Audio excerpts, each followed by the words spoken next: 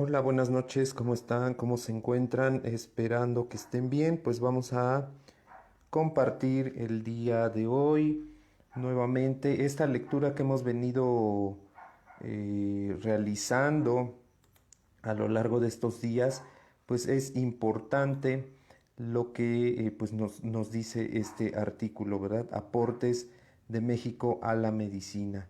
Entonces es importante seguirle dando continuidad a esta lectura porque, bueno, hay que terminarla y hay que ver todo lo que se viene aportando desde la época prehispánica hasta parte, ¿verdad?, de nuestros días. Entonces, vamos a continuar con esta quinta parte, ¿verdad? El punto del día de hoy es la terapéutica resultante. Entonces, ya vimos anteriormente algunos puntos, ¿verdad? Ya vimos cuatro puntos principales que fue el dorado medicinal, ¿verdad? Ya vimos también una medicina diferente. Ya vimos también dentro de este documento el médico prehispánico. También vimos lo que era la salud pública, ¿verdad? Cómo se enfoca este tema, cómo se enfocó en la época prehispánica, que fue un tema muy, muy importante, ¿verdad? Y el día de hoy vamos a estar viendo la terapéutica resultante. Y entonces, bueno, vamos a dar lectura a esta parte, ¿verdad? Porque es importante conocer de qué forma se abordaban las enfermedades. Entonces nos dice que, dándole continuidad a los puntos anteriores, nos dice el documento que todo lo anterior está configurado o configurando el panorama de una medicina que, si bien distaba mucho de ser científica en la acepción actual, ¿verdad?, del término, había hecho mucho para avanzar en la observación de los efectos medicinales de las plantas, animales y hasta algunos minerales. Aquí es necesario hacer hincapié que la medicina tradicional mexicana pues utiliza estos tres elementos, ¿verdad?, como parte de la terapéutica empleada: las plantas, los animales y minerales, y había desarrollado preceptos de salud pública, de epidemiología y de prevención que superaba en muchos aspectos a la medicina europea de la época. Esto fue claramente entendido por el protomédico de Felipe II, Francisco de Hernández, quien llegó a catalogar en 7 años cerca de 1200 plantas con acción terapéutica. Gracias, Norma, por conectarte, te agradezco muchísimo. Sin embargo, salvo muy pocas excepciones, este verdadero tesoro de conocimientos terapéuticos no fue aprovechado por los europeos. El caso de Hernández fue particularmente infortunado, ya que una buena parte de sus manuscritos quedó destruida en el incendio del Escorial en 1671. Entonces, imagínense. Pero las ediciones compendiadas de sus obras hechas en Italia y México tampoco parecen haber sido aprovechadas por sus contemporáneos, y no fue hasta los siglos XIX y XX que comenzaron a estudiarse de una manera científica las acciones de toda esta vastísima farmacopea. Norma Martínez, saludos, muchas gracias. En dicha farmacopea se hallan productos como la ya mencionada zarzaparrilla, cuyos efectos fueron en su momento glorificados, pero hay también muchos otros cuya acción farmacológica se ha estudiado de manera cuidadosa, que demuestran que los titisi mexicas habían definido perfectamente sus efectos sobre el cuerpo humano, por más que los recetaron dentro del marco de una ceremonia mágico-mística representativa de una dinámica simbólica y social, y no como parte de una consulta médica al estilo occidental. Recordemos que, bueno, los conceptos de una medicina tradicional difieren bastante, ¿verdad?, del concepto de la medicina occidental, ¿verdad? Dicha ceremonia, por otra parte, permitía ejercicios diagnósticos muy prácticos, ya que facilitaba al médico conocer profundamente aspectos referidos a las relaciones familiares, sociales, laborales y religiosas del enfermo, con todos los datos que éstas pudieran aportarle en relación con el diseño de una terapéutica. Eran de empleo frecuente la raíz de jalapa, ¿verdad? Todavía se sigue utilizando contra el estreñimiento. Si bien es necesario entender que para el médico mexica la purga, ¿verdad? Se entiende también como depurativo de humores. Y bueno, pues la purga, ¿verdad? En la actualidad se sigue utilizando y es uno de los elementos terapéuticos que van a ayudar al organismo a depurarse.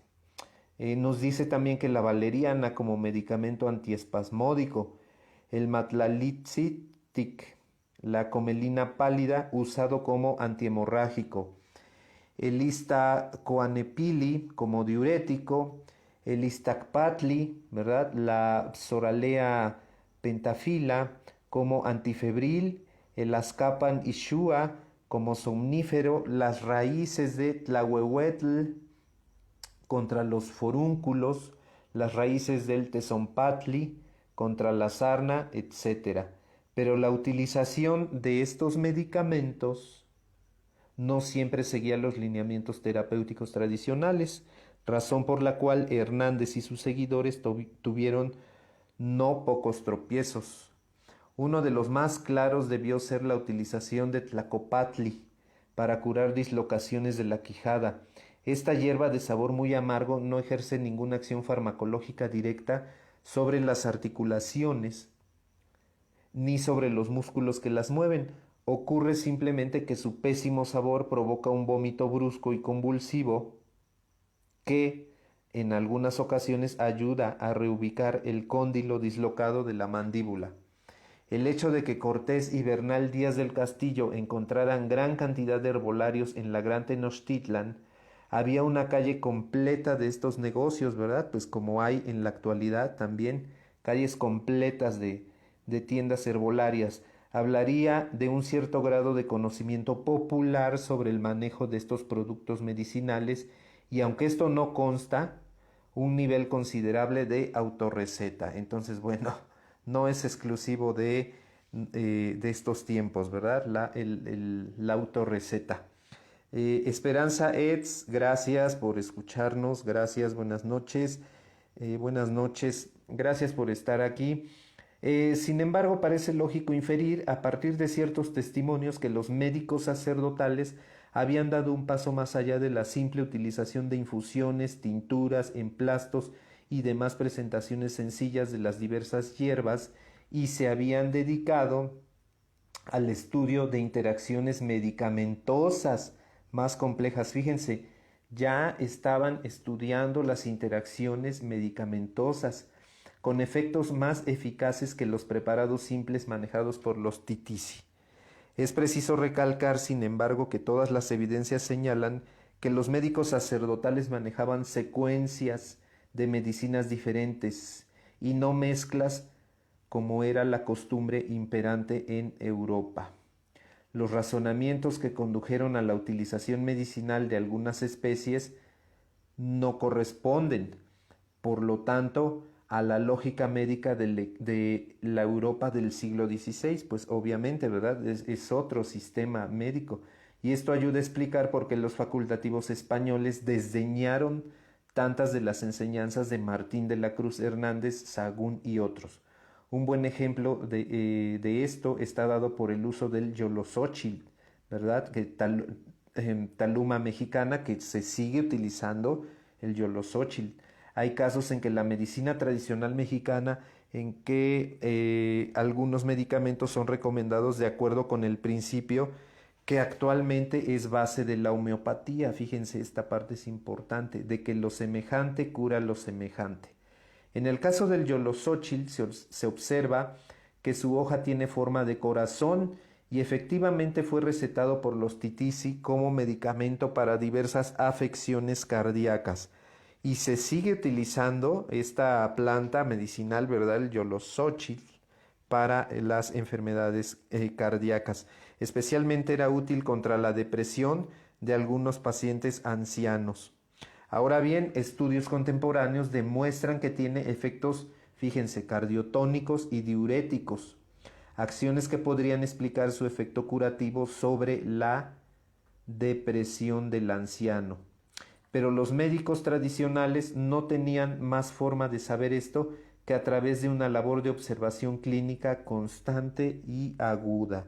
Entonces, en ese sentido, ¿verdad? Es importante, como todo buen médico, pues observar, observar y observar.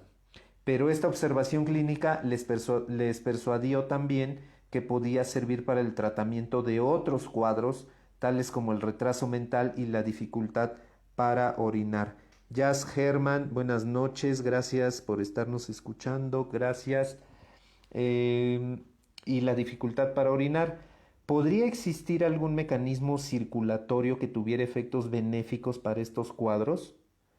Se hace esta pregunta. El Yolosóchil pertenecía además al privilegiado grupo de medicamentos que eran consumidos habitualmente por los gobernantes, que habían individualizado algunos productos que los ayudaban a ser más fuertes, a pensar con mayor claridad y a desempeñarse mejor en sus altos cargos. Entonces, como pueden ver, ya la terapéutica utilizada en esa época, ¿verdad?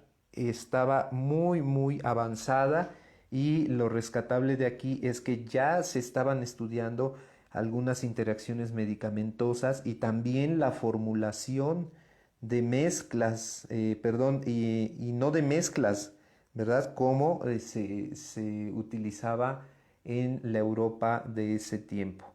Entonces, obviamente, cuando llegan los españoles y ven todo este esquema de medicina, ¿verdad? Pues no lo comprenden, lo desdeñan y no lo valoran porque pues no lo entienden. Entonces, como podemos ver, hay plantas que todavía se están usando en la actualidad, como Taluma mexicana, que es el caso del Yolosóchil, y aquí es importante comentar que sigue teniendo las mismas aplicaciones, ¿verdad? Para sistema cardiovascular. Entonces es muy importante esta planta. Todavía la hay, todavía se cultiva y se puede conseguir. Entonces, bueno, este capítulo, ¿verdad? Aquí concluye, pero bueno, haciendo estas observaciones. Es importante también comentarles que la clasificación de hierbas que se hace en el Códice Badiano, ¿verdad? Pues incluye también acciones de las plantas, ¿verdad? Y describe, no sé si han tenido oportunidad de verlo, está en internet, y describe la acción curativa de las plantas, analgésica, cómo se utilizaba de forma tópica como antiinflamatorio, y también describe algunos usos mágico-religiosos, mágico-terapéuticos, por decir, de algunos enteógenos también, de algunas plantas enteógenas. Entonces, vean nada más cómo estos grandes conocimientos, ¿verdad? Ya se tenían en ese tiempo. Lamentablemente, pues hubo destrucción masiva de muchos documentos, pero bueno, lo que se rescata de este documento ya quedó comentado. Y bueno, es importante seguir con esta lectura. Estamos ahorita en el capítulo 5, todavía nos faltan algunos capítulos, pero bueno, eso lo vamos a estar comentando en la entrega siguiente. Y el día de hoy pues aprovecho para invitarles a nuestro curso básico de herbolaria, que comienza el día 31, sábado 31 de octubre. Informes en nuestra fanpage en Alberto Herbolario, y en el grupo, ¿verdad? Herbolaria Mexicana para Todos. Ahí pueden ustedes solicitar información y con mucho gusto se las proporcionamos para que puedan asistir a este curso básico de herbolaria. 6 módulos, bastante completo, ¿verdad? Dentro de lo que es un curso de herbolaria básica. Bueno, amigos, gracias por compartir conmigo el día de hoy esta lectura. Probablemente, bueno, en esta semana vamos a tratar de avanzar, para ya estar dando por concluida este documento del señor Hugo Brown, ¿verdad? Hugo Brown. Y menciona aquí también al doctor Carlos Viesca Treviño como asesor del señor Hugo Brown. Entonces, vamos en el capítulo 5, ¿verdad? Nos faltan pues otros 5 más o menos, ¿verdad? Entonces, vamos avanzando en esta lectura que está muy, muy interesante para quienes no han tenido la oportunidad de escuchar los capítulos anteriores. Váyanse ahí al apartado de videos donde, en el grupo donde dice videos, y ahí van a encontrar los audios que hemos estado comentando. Este es el audio número 5. Están ahí con su identificación correspondiente y vamos a estar avanzando en esta parte. Nuestro próximo capítulo va a ser las hierbas sagradas. Entonces, nos escuchamos en el siguiente capítulo de este documento y les agradezco mucho su participación y atención. Que descansen. Muy buenas noches.